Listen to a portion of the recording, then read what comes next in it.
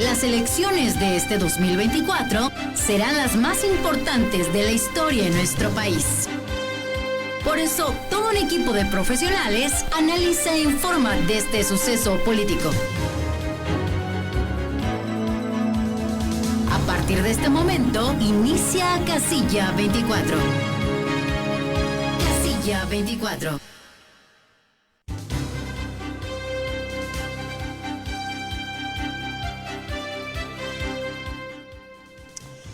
Muy buenas noches, mi nombre es Adán García y le agradezco el favor de su atención en esta emisión, una emisión más de la Casilla 24, un espacio de análisis, un espacio de entrevista y también de debate, ¿por qué no?, en el marco del proceso electoral. Lo hemos comentado, el proceso electoral más importante quizá en la historia del país. Se renueva la presidencia de la República y de ahí para abajo el Congreso Federal, la Cámara de Diputados, la Cámara de Senadores.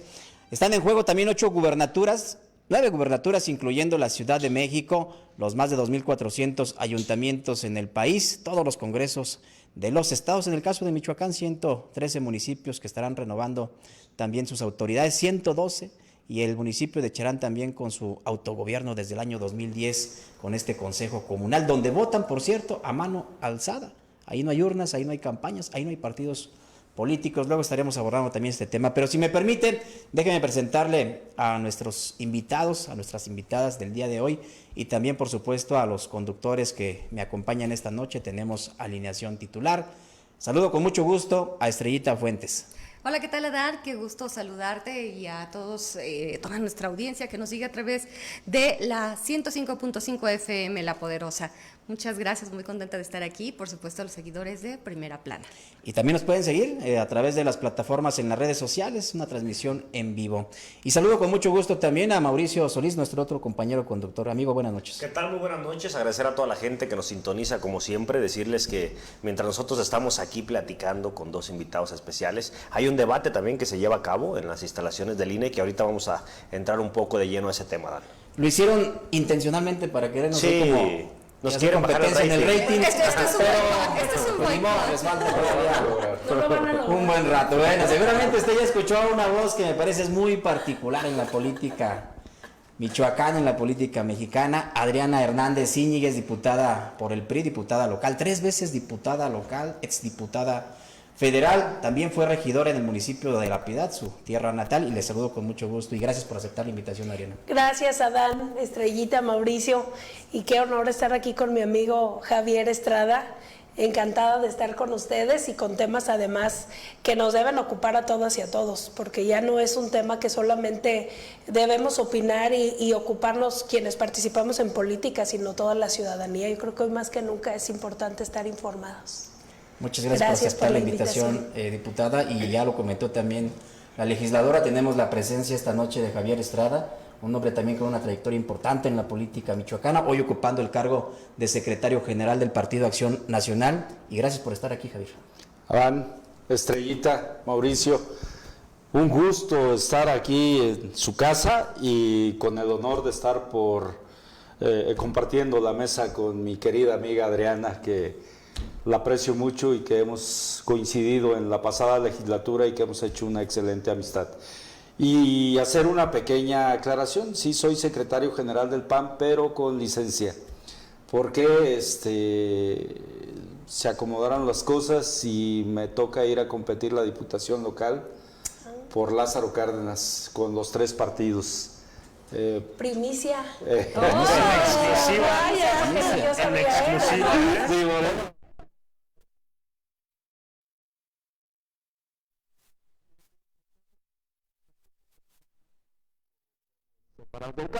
No puedo renunciar porque fui electo por la militancia y bueno, al final del proceso electoral, independientemente del resultado, yo puedo asumir de nuevo mi cargo. Entonces soy secretario general del PAN con licencia. Bueno, pues ahí tiene usted la exclusiva, secretario general con licencia. Gracias. Para competir en este proceso electoral en el marco de la alianza PRI-PAN-PRD. Y si me permiten, quisiera comenzar preguntándoles por qué todavía está fresco el debate presidencial, cuáles son los saldos, diputada, que tú tienes de este debate, quién gana. Seguramente me dirás que Xochitl Gálvez, pero de manera objetiva, quién gana y quién pierde, porque de pronto parecía que quienes perdemos somos los mexicanos cuando no tuvimos la oportunidad por el formato o por la estrategia de los propios protagonistas del debate de escuchar más propuestas, fueron más, digamos, los agravios. Sí, Adán, bueno, efectivamente, yo creo que Xóchitl es quien tuvo la oportunidad de presentar más propuestas, muy claras, por supuesto, en el tema de salud, en el tema de medio ambiente, en el tema de jóvenes, en el tema de niñez. Estuve muy atenta. Yo creo que muy desafortunado que la candidata del gobierno actual, el gobierno Guinda, evadió, ¿no?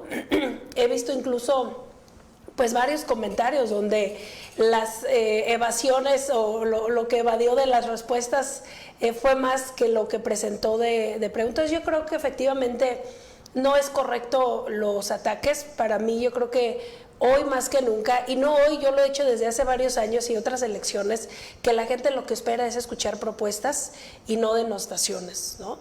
Yo creo que al calor del propio debate, pues también era inevitable que Xóchitl se defendiera, tenía que hacerlo, porque ahora sí que fue 2 contra 1 y ahí queda también la muestra de que el Partido Naranja pues le está haciendo el trabajo a Morena, ¿no? Porque fueron 2 ataques contra Xóchitl, ella lo que hizo fue defenderse, pero creo que fue muy clara en presentar sus propuestas que me parecen concisas, alcanzables y sobre todo pues una gran esperanza para todos los mexicanos, que hoy es lo que necesitamos, tener esperanza de que a alguien le importamos, a alguien le importa nuestro país y que sí se pueden realizar las cosas. Y bueno, Javier, bueno, por tu parte, a mí hay algo que me llama mucho la atención. Xóchitl forma parte de, es la candidata de esta alianza, pero a la vez se demarcó del PAN, de Acción Nacional. Hubo en su momento mucho revuelo, mucha efervescencia ciudadana en torno a la figura de Xóchitl Gálvez. Y bueno, pues no podemos negar el hecho que también tiene un antecedente de haber trabajado con administraciones del PAN. ¿Cuál es el pulso del perfil que tú tienes acerca de Xóchitl, de su trayectoria, de dónde la ubicas como política, como ciudadana? ¿Cómo la analizas tú? Bueno, vamos a dividir un poquito mi respuesta, si me lo permiten, en 2 partes. Regresando un poquito a la pregunta de Adán, yo quisiera precisar que para mí, desde mi punto de vista, el que ganó fue el ciudadano con este debate. ¿Por qué? Porque hubo contrastes que en algunos momentos pueden parecer ataques, pero son necesarios. Y hay algo que a mí me llama mucho la atención. Cuando se tocó el tema de vivienda, que la candidata oficial del partido en el poder haya hablado sin ahondar en reformar la Constitución. Y eso debe llamarle la atención a los ciudadanos. ¿Qué clase de modificación pretende para la Constitución? Ojo con la propiedad privada. Ojo, ¿sí? Ya vemos que traen iniciativas muy dictatoriales. Ya vemos que acaban de sacar una donde la Suprema Corte ya no declara inconstitucionales algunas iniciativas del Poder Legislativo, o sea, es decir, es quitarle el contrapeso a sus actos autoritarios. Y hay otras iniciativas que están en curso, como es que las afores de los mayores de 70 años pasen automáticamente al control del gobierno, ¿no? Como aquellas cuentas inactivas. Es decir, quieren asaltar a los de más edad prácticamente. Hasta ahí dejaría yo esta respuesta. Y con el tema de Xóchitl, mira, yo creo que las estructuras de los partidos a veces se vuelven un poco pesadas, ¿no? Y tenemos que reconocer que a través de los años la clase política ha generado un desprestigio. Y este movimiento rosa, este movimiento ciudadano, que ha entendido que más allá de lo que pueda cautivar Xóchitl, se convierte en algo de primera necesidad para el país, porque o votamos por Xóchitl o votamos por la dictadura. Mira, no debemos soslayar que a finales de año se va a elegir un 4º ministro. para declarar una ley, un decreto, se necesitan 8 votos de 11 ministros. Si este movimiento mal llamado Cuarta Transformación logra tener un cuarto ministro a finales de año del relevo, ya no va a haber poder humano que los pare. ¿Por qué? Porque la Suprema Corte, que defiende la Constitución, ya no va a poder hacerlo. Tendrá solamente 7 votos. Entonces mucha gente está viendo la necesidad de que llegue Xóchitl, porque algunos enfocan que las cámaras, mira, en las dictaduras los presidentes, dictadores, gobiernan a través de decretos presidenciales, es decir, las cámaras ni las van a necesitar. Un decreto y pum. ¿Es inconstitucional? Sí, pero ya no va a haber una Suprema Corte que lo declare inconstitucional. Entonces, ese es el riesgo que tiene México. Entonces, esto no es un asunto de partidos, Javier. Esto no es un asunto de partidos, sino de proyectos. Es un políticos. asunto de ciudadanos, que es lo que estamos construyendo para el futuro de nuestros hijos, para el futuro de nosotros mismos. Mira, algunos que tenemos aspiraciones de tener pensiones, la de cesantía, la de vejez del Seguro Social, o los maestros que tienen la del ISSSTE, ¿qué les pareciera esta frase? No puede haber pensionados ricos y pensionados pobres.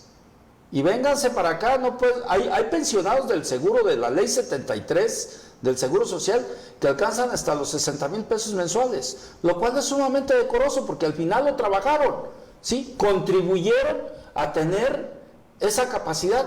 Bueno, y que les digan eso, ¿sabes qué? Pues ahorraste, le invertiste a la modalidad 40 porque hay que pagar ahí, o lo que tú hayas hecho ya no te va a valer.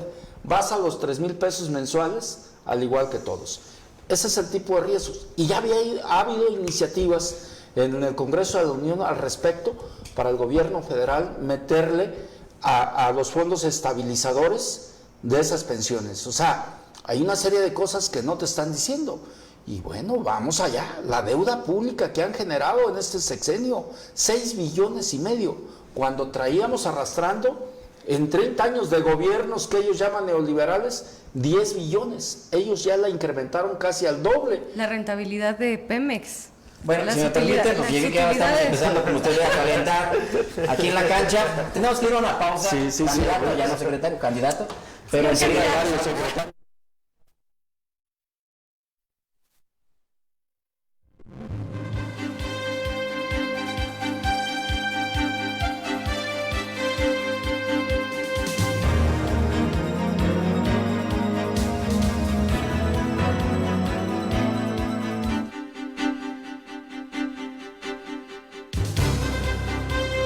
Estás escuchando Casilla 24. Casilla 24.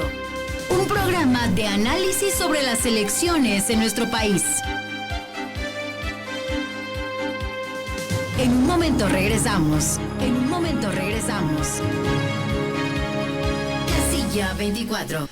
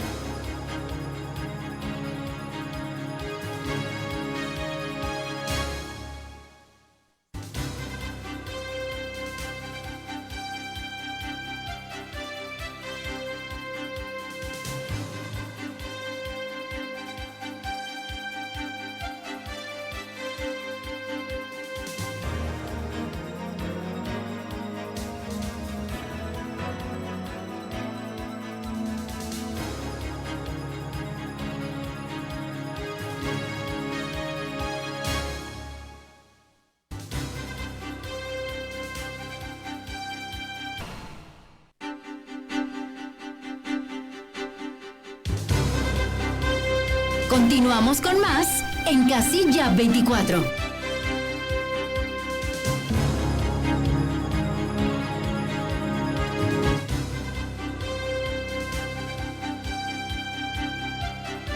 Pásame ahorita la proyectamos. Estamos de regreso aquí en este espacio de Casilla 24. Muchas gracias por estarnos sintonizando, por estarnos escuchando y viendo desde la transmisión que tenemos también de manera simultánea en nuestras redes sociales de La Poderosa y Primera Plana. Estrellita, te quedaste con la palabra. No, bueno, estábamos ahorita rememorando el hecho de que de dónde surge la candidatura de Xóchitl Gálvez, que viene de una efervescencia ciudadana, ¿no? Pero el vehículo, sin duda, por el sistema democrático en el que vivimos en el país, pues se requieren de los partidos políticos, ¿no? Entonces, se hace esta alianza PRI, PAN, PRD para poder cobijar a Xóchitl Gálvez. Y bueno, tú ya ahorita estabas señalando pues algunos elementos bien interesantes. El hecho de que sin duda este movimiento rosa es un movimiento ciudadano, ¿no? Totalmente. Todo lo que cobija a Xóchitl alrededor de ella es evidentemente ciudadano, ¿no? Y más allá del tema de los partidos políticos. Pero por el otro lado tú nos estabas dando algunas pistas, algunas luces, Javier, de lo que podría ocurrir, que pues es una situación bastante compleja. Estábamos discutiendo fuera del aire el tema financiero.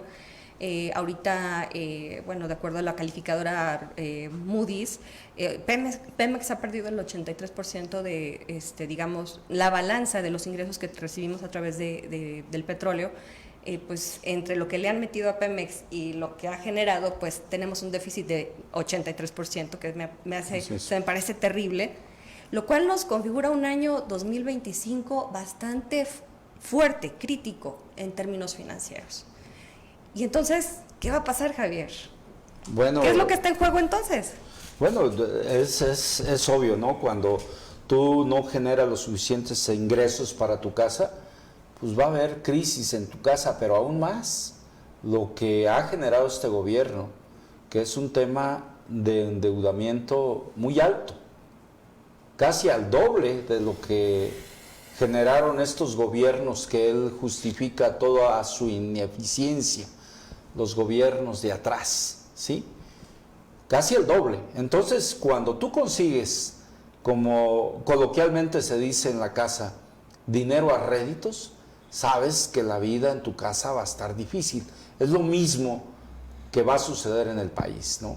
No tendremos muchos recursos para hacer lo básico, que es la salud, que es la seguridad, que es la educación, temas sumamente básicos. ¿Por qué? Porque este gobierno se ha dedicado a generar un andamiaje de pobreza. Y mira, hay un tema muy contundente, la zona económica especial en el país. Es un tema que no tenía inversión pública, que era un decreto legislativo para, digamos, en esta superficie se asentaran empresas con determinado monto de inversión y con determinado número de empleos. Detonaba la economía. China, Singapur salieron adelante a través de este modelo económico. Presidente de la República, sin mayor explicación, lo echó abajo porque no le podía acusar corrupción, no había inversión.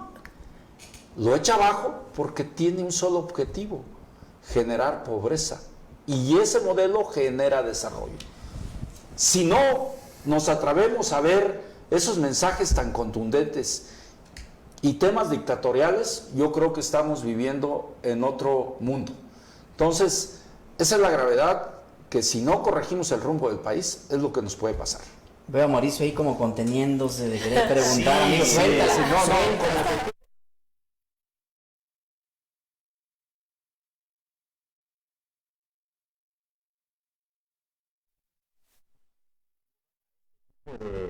De respuestas cuando vemos a un presidente que quiere quitar jueces, que quiere quitar magistrados, que quiere poner gente a votación, gente cercana a él.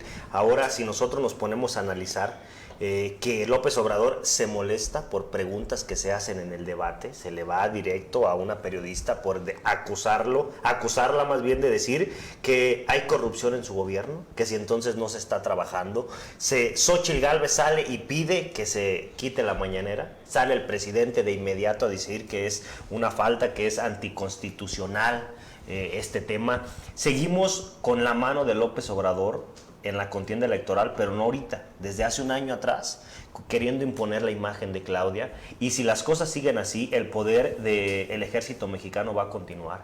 Todo el tema que tiene Luis Crescencio Sandoval, que lo vemos en las aduanas, lo vemos haciendo aeropuertos, construyendo el Tren Maya, ya no sabemos si el ejército le debe a Andrés Manuel o Andrés Manuel le debe al ejército, pero la gente tiene que poner en una balanza todo este tipo de acciones y de verdad darse cuenta que estamos guiando un México, como tú bien lo dices, encaminado a la pobreza, pero que ellos quieren enaltecer con apoyitos para lograr adeptos y hacer una campaña en base a propuestas, en base a apoyos, que si tú vas y tocas en algunas viviendas, la gente vota por Morena por los apoyos que dan, no por el candidato, no por las propuestas, no por el perfil. Ellos votan porque tienen miedo que les quiten el dinero que les llega.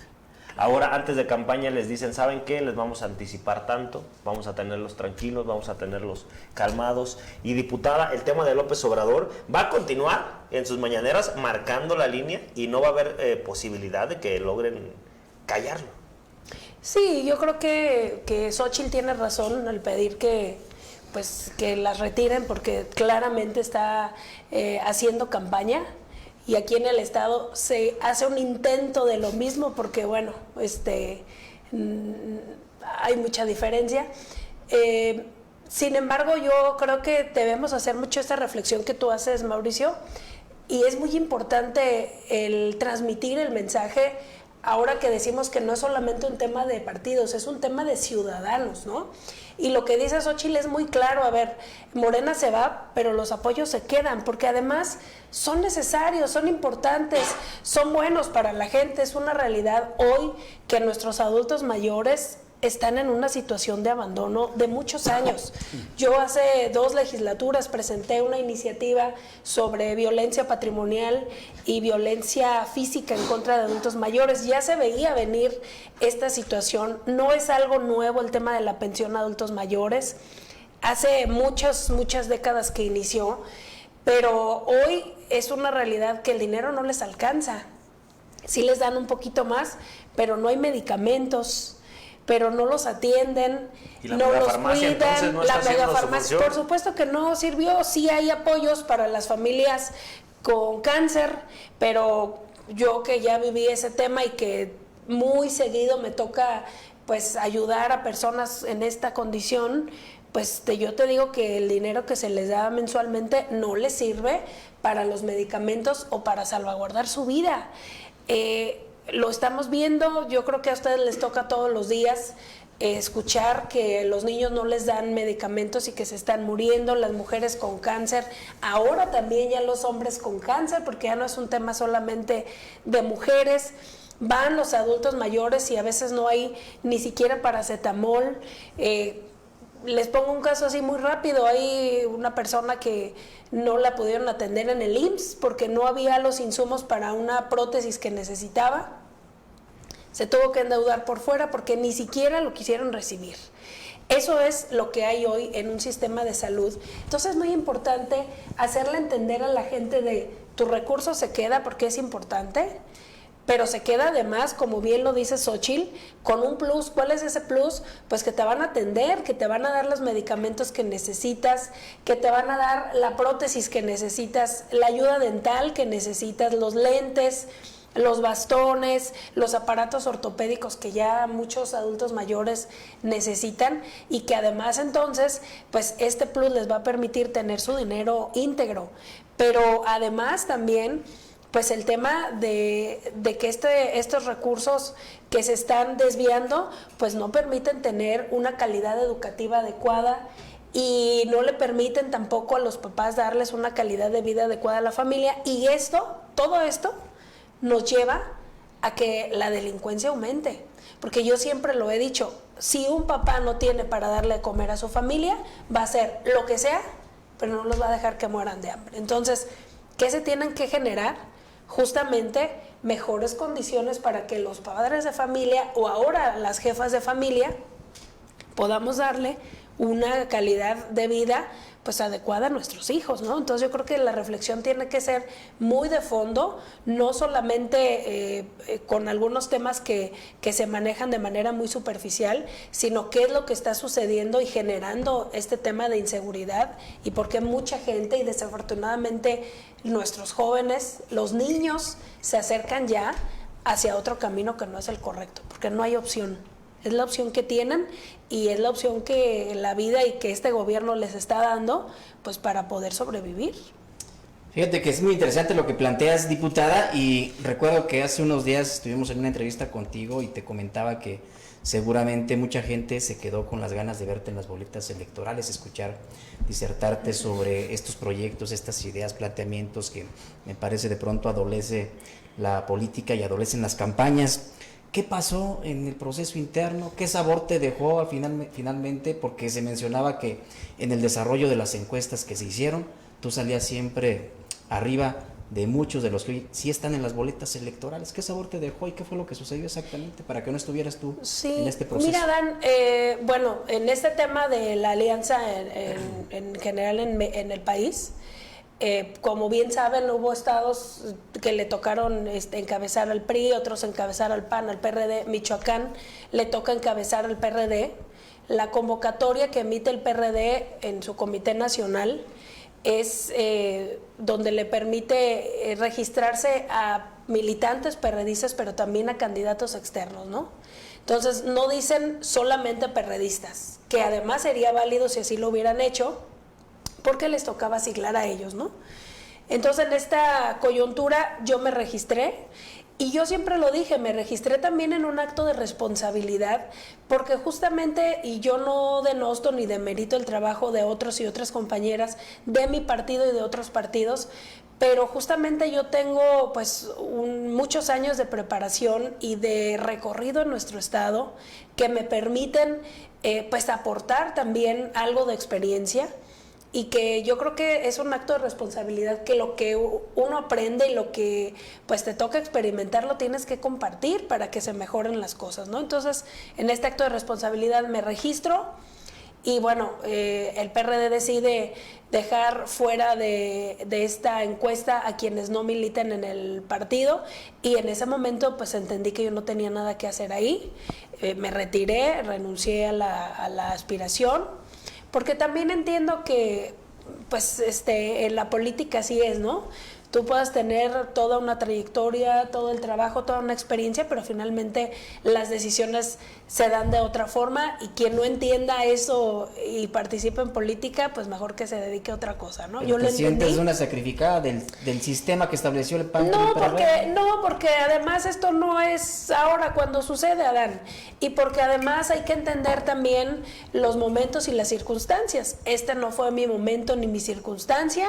Yo, como te lo dije ese día, yo siempre voy a seguir trabajando en un acto de responsabilidad y de amor a Michoacán. Yo voy a seguir trabajando por mi estado, con cargo o sin cargo, y eso lo he dicho siempre. Y bueno, yo creo que eso tendríamos que verlo desde esa óptica todas y todos, ¿no? Yo espero que las cosas salgan de la mejor manera, yo estoy haciendo mi esfuerzo y de verdad no podría no trabajar yo por mi estado, porque yo creo que así como me duele a mí, pues le duele a todos los michoacanos y las michoacanas lo que sucede hoy en Michoacán, que no es algo menor y que yo espero de verdad que todos quienes tendrán una candidatura o estarán al frente de una candidatura antepongan esos intereses, porque hoy más que nunca Michoacán lo requiere así. Yo creo que hoy va a haber muchas pruebas de fuego, tanto en la elección, pero ya en el ejercicio de los cargos públicos en lo que viene, la lupa estará con mucho mayor aumento de cómo van a trabajar las funcionarias y los funcionarios públicos. Porque además 3 años se van rápido, el 27 está cerquita. Totalmente, ¿no? y el trabajo está y vamos a seguir trabajando, entonces lo que hay que preocuparnos es por tener vida y tener salud, ¿no? Ya después de ahí todo puede ser posible. Muy bien. Bueno, oye, Javier, y bueno, ahora que tú platicas, nos compartes esta primicia de tu candidatura por Lázaro Cárdenas, platícanos también cómo se dio la dinámica ahí, porque entiendo que ahí sí van los tres partidos, ¿cómo se logró cuajar esta alianza en lo local? A ver, cuéntanos. Mira, inicialmente a mí me informan, porque también quiero aclarar que por estrategia de algunos actores políticos yo no estuve en las mesas de negociación en la segunda parte, porque hubo como dos partes, ¿no? Y en el tema de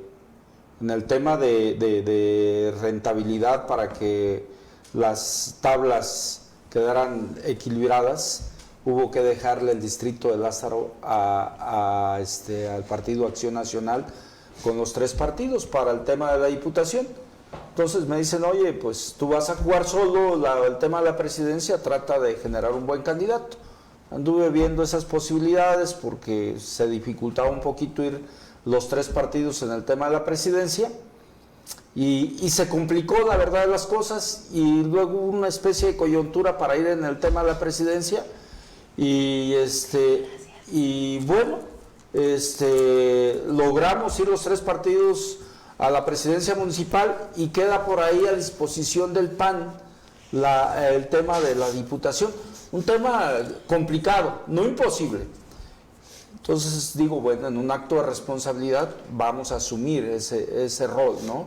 Y vamos a generar las mejores propuestas en su momento a la ciudadanía de Lázaro Cárdenas. Lázaro Cárdenas es una comunidad que tiene muchos recursos naturales, tiene muchas bondades, tiene un puerto pujante que, por cierto, el puerto comercial se construyó en los gobiernos panistas, así como la carretera Lázaro Morelia, obras de muy alto impacto social que, por cierto, los gobiernos chairos no han hecho absolutamente nada por Lázaro Cárdenas. Con la ampliación de la autopista, además. Sí, no, pero además la gran mentira. No, es una gran mentira porque no tiene inversión pública, los 25 kilómetros que están construyendo.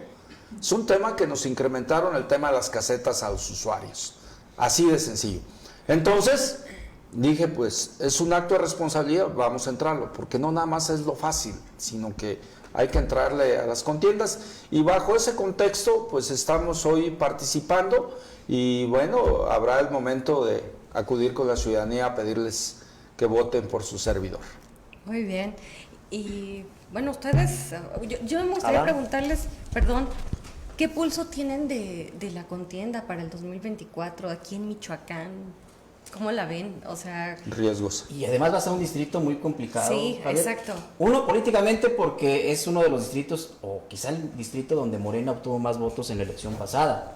Electoralmente muy competido si nos basamos a esos números. Pero dos, además, el ingrediente del crimen organizado, que no nos ha soltado. Tenemos aquí en Michoacán ya varios años con este problema, pero que también se ha acentuado en algunas de esas regiones. Mira, afortunadamente en Lázaro Cárdenas de momento no hemos percibido una situación respecto al crimen organizado, y efectivamente hay esa connotación política, pero también te quiero decir que por allá en el 2007 competí a la presidencia y quedé en segundo lugar con el PAN solos.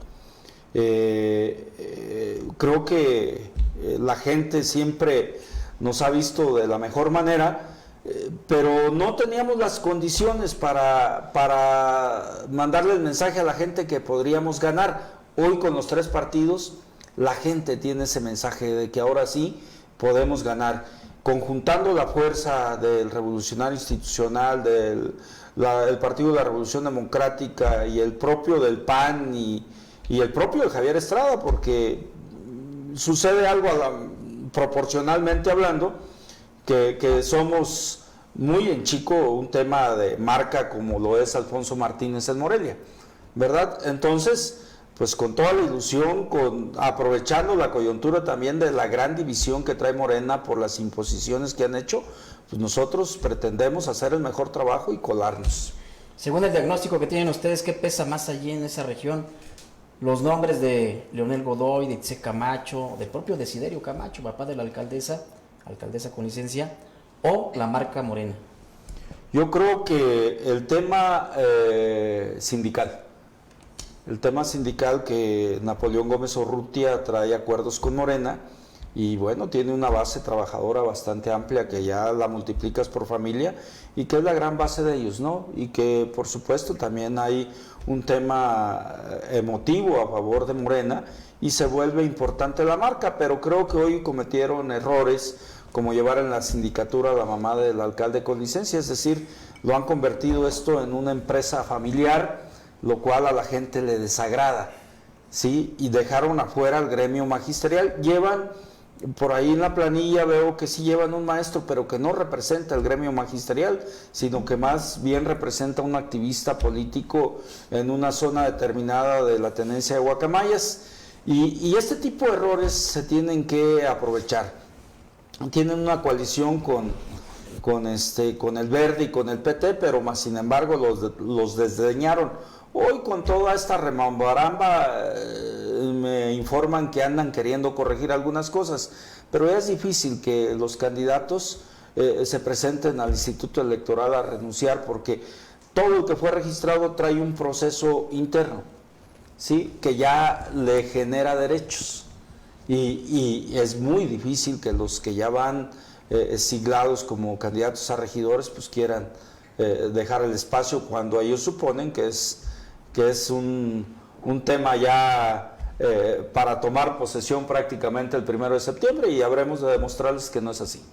En el tema de la capital le pregunto a los dos, porque son diferentes partidos y sabemos que Alfonso Martínez no va con los 3 partidos políticos. Una contienda que posiblemente sea una de las más cerradas en el estado, frente a un Carlos Torres Piña, quien ya manifestó que tiene algunos documentos que hacen valer que Alfonso Martínez tiene algunos negocios dentro del ayuntamiento que son los que no quiere soltar. Vemos a un Memo Valencia consolidado en las redes sociales, lo vemos haciendo algunas alianzas en diferentes municipios, yendo solo en otros más. Pero ¿cómo ven ustedes la contienda de Alfonso Martínez contra Carlos Torres Piña? Bueno, yo creo que ciertamente será una contienda cerrada. Honestamente, en el caso del partido del poder, no por quien contiende, sino por la marca, honestamente. Y bueno, yo lamento que no haya habido finalmente un acuerdo de los 3 partidos, porque era una gran oportunidad pues de cerrar ese gran trabajo que han hecho los 3 partidos durante todos estos meses, que no ha sido fácil. Han tenido altibajos, han tenido diferencias que todos hemos visto, pero finalmente han logrado pues llegar a este punto, a lo mejor con aciertos y desaciertos, porque es normal. Yo creo que el ponerse de acuerdo en un solo partido es muy complicado. Ahora ponerse de acuerdo entre 3 y en diferentes regiones, pues yo creo que es muy complicado. Entonces habría sido pues muy bueno que se cerrara aquí. No fue así. Yo confío en las decisiones de mi dirigencia estatal, y yo lo que diría en el caso del candidato de Morena, pues es que él tuvo la oportunidad como secretario de gobierno de haber hecho todo lo que dice ahorita que va a hacer como candidato, y no lo hizo. Veíamos a un secretario pues en campaña, ¿no? Cuidando de no pelearse con nadie, porque lo único que le interesaba era su candidatura al Senado. Yo creo que eso no es un acto de responsabilidad, hablando de lo que decíamos hace un momento. Yo puedo tener la aspiración del Senado, de la gubernatura, pero si no es lo que finalmente es el mejor interés para la ciudadanía, debemos actuar con responsabilidad. Y yo creo que en este caso, en su momento, no se actuó con responsabilidad estando al frente de este cargo, y ahora, pues ya como candidato, pues sí dice que van a presentar 1000 cosas, ¿no? Yo espero que sea una campaña de mucho respeto, porque tú decías que cómo veíamos el proceso de la elección en el 2024 en Michoacán. Yo espero que en general sea una campaña de propuesta. La gente está harta de los pleitos, con todo el tema de delincuencia que vemos, que aunque el gobierno del Estado diga que todo está bien, pues está bien para ellos, porque están cuidados y porque no tienen, pues a lo mejor mayor necesidad de salir al Estado, pero todos observamos diariamente en las noticias, con gente que conocemos, que Michoacán no está bien. Y yo creo que ante esa violencia que se vive en todo el estado, porque antes, Javier decía hace un momento de la delincuencia que siempre había existido, sí, nada más que había zonas muy específicas y ahora es todo el estado de Michoacán. Entonces, ante esta violencia que se vive en el estado, yo espero que haya propuestas por parte de todos los candidatos y que en el caso de Morelia, que es la capital del estado, pues no sea la excepción, que haya candidaturas de altura con propuestas que realmente pues le permitan a la ciudadanía tomar la mejor decisión. Pero este proceso interno entre el dirigente estatal priista Memo Valencia, Alfonso Martínez, donde no logran ponerse de acuerdo, donde primero era que pues Alfonso no aceptaba la propuesta del dirigente estatal priista para integrar la planilla del ayuntamiento. Luego fue otro tema, fueron diferentes obstáculos que se fueron presentando. ¿Fue efectivamente un tema de acuerdos, de salvar la dignidad del PRI, o fue realmente algún otro propósito del dirigente priista, a quien también de pronto vemos lanzándole la artillería con toda Alfonso Martínez, pero no a ninguna otra marca adversaria? Pues yo eso no te lo podría decir, Adán, porque lo que yo sé que es público, pues es que la determinación final de la candidatura es por un tema de encuestas, de números, y yo pues sé lo público, yo no te podría decir qué fue lo que pasó de manera directa. Pues yo lo que observo es que hubo una estira y afloja en cuanto a temas de posición y que probablemente cada quien en su forma de ver la situación tenía razón, pero también sabemos que en esto pues a veces se tiene que ceder, ¿no? Y que ya cuando finalmente se decidió ceder, pues ya era muy tarde, ¿no? Entonces yo lo lamento, no sé finalmente qué fue lo que sucedió, pero te repito, yo respeto las decisiones que se toman en mi partido y bueno, yo solamente deseo que, como ya lo decía yo ahorita, que sean campañas de altura y sobre todo que sea lo mejor en favor de los ciudadanos y de las ciudadanas, que es lo que todos aspiramos, ¿no? Y sobre todo quienes estamos ya en la capital. Yo tengo ya aquí viviendo más de 8 años, entonces por supuesto que quiero lo mejor para Morelia y para las familias de aquí de Morelia. Habla como candidata, ¿no? No, sí, ya.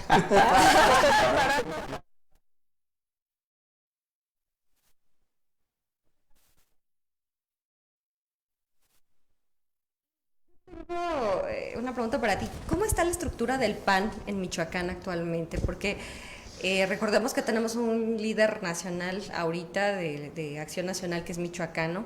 Y bueno, también lo que yo recuerdo y pude palpar en algún momento, pues el PAN está muy fuerte en ciertos municipios, sobre todo. ¿Sigue estando así? ¿Es muy local? ¿O ha crecido la base, la militancia? ¿Qué pulso tienes tú ahora como secretario con licencia de Acción Nacional? Bueno, traigo fresco. Yo Claro. Que hemos crecido, ¿no? Y se han logrado construir candidaturas importantes, como en Uruapan, la de Juan Elvira. Hay municipios pequeños donde han emergido perfiles interesantes que se proyecta que por primera ocasión se ganen. Algunos otros ya no tan nuevos, pero que volvieron a sus municipios, como el caso de Tangancícuaro, que el exdiputado y exalcalde Arturo Hernández vuelva a competir, da una gran posibilidad de recuperar municipios y tener algunos nuevos, ¿no? Entonces esperemos así. Pero también quisiera ahondar un poquito en lo de Morelia. Mira, vámonos a la parte numérica. Hace 3 años era el mismo escenario. Alfonso venía como candidato, no traía el tema atrás de su proyección como presidente municipal, y fue PAN-PRD, y con un candidato priista muy fuerte, como lo es Memo Valencia. Hoy no tiene el PRI un candidato fuerte, y con todo el respeto que me merece René Valencia, está muy distante de ser una figura pública, y eso creo que al priismo, le puede costar en Morelia, ¿no? Y bueno, enfrente sí tenemos una marca, pero tenemos un candidato que no es de Morelia, que la sociedad moreliana en su gran mayoría sigue siendo conservadora. Yo no creo que la sociedad moreliana permita que alguien de Paracho venga a gobernarlos. ¿Quién sabe mejor los problemas de Morelia y lo ha demostrado a través de sus gobiernos? Alfonso Martínez es un moreliano de cepa, su abuelo fue alcalde Y vimos el proceso electoral pasado, iba un nieto de un expresidente municipal compitiendo por Morena, y aún así Alfonso le ganó con cierta holgura. Hoy creo que hay mejores condiciones para Alfonso Martínez. Yo difiero que pueda estar cerrada. Yo creo que lo que tú encuentras en la calle, no encuentras otra noticia más que Alfonso Martínez va a volver a repetir en la presidencia municipal, y por supuesto esto fortalece toda la estructura del PAN en el estado de Michoacán, porque pues bueno, Morelia electoralmente hablando es una cuarta parte del electorado de Michoacán. Una cuarta parte. 25%. Mauricio, Qué fuerte. te veo sorprendido. No, el tema Asombrado. de Torres Piña, mucha gente platicaba que si era un premio o era un castigo darle la candidatura de Morelia después del tema del Senado, después de que no logró, aunque muchas encuestas lo ponían por encima incluso de Celeste, del mismo profesor Raúl Morón.